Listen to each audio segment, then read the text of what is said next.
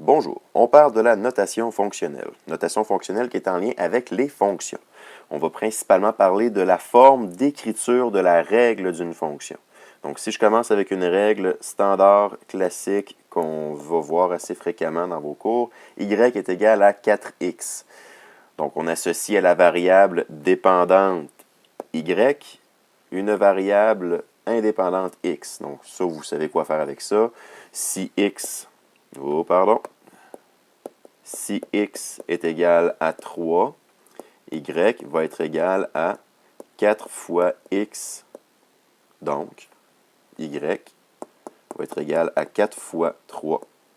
Il va donc être égal à 12. Cette notation-là a des limites par contre. Une de ces limites-là, c'est que quand on va avoir deux fonctions qui vont exister sur une même page, comme par exemple ici, y est égal à 4x et y est égal à moins 2x plus 5. Si je dis que x égale, par exemple, 7, mais si x égale 7, j'utilise le x dans quelle fonction? Il n'y a aucune notation qui me l'indique. Je devrais faire les deux. Donc, à la fois dans x, y est égal à 4x et dans y est égal à moins 2x plus 5.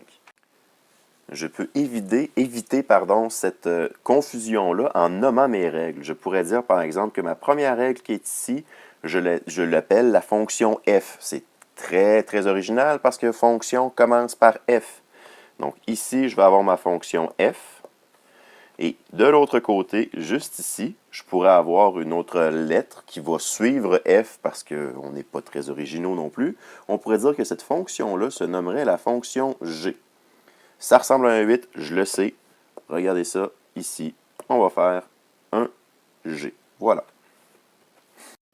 Compte tenu qu'on ne peut pas écrire les maths de n'importe quelle manière, il y a des normes qui existent pour renommer une fonction de la sorte. Donc, si je prends ma fonction f, la manière que je devrais l'écrire, je devrais écrire f entre parenthèses x, parce que dans la fonction f, la variable indépendante est le x, et dire que ça, c'est égal à 4x. Pour la fonction g, on va faire la même chose, c'est-à-dire qu'on va prendre notre petit crayon ici, puis on va écrire g, entre parenthèses x, est égal à moins 2x plus 5. Alors, ce que je vais faire pour calculer la valeur de x égale 7 dans la bonne fonction, c'est que je vais premièrement spécifier de quelle fonction je parle, par exemple de la fonction f, et je vais spécifier directement entre les parenthèses ici pour quelle valeur de x je veux calculer. Dans le cas qu'on avait ici, c'était pour 7. Donc f de 7, pour trouver la valeur de ça, il faudrait que je fasse 4 fois, je remplace le x par 7. 4 fois 7 va être égal à 28. J'espère que je ne me trompe pas, j'aurais l'air un peu fou. Si on continue l'exemple avec la fonction g, donc j'identifie de quelle fonction je parle, je donne une valeur à x qui pourrait être encore une fois 7.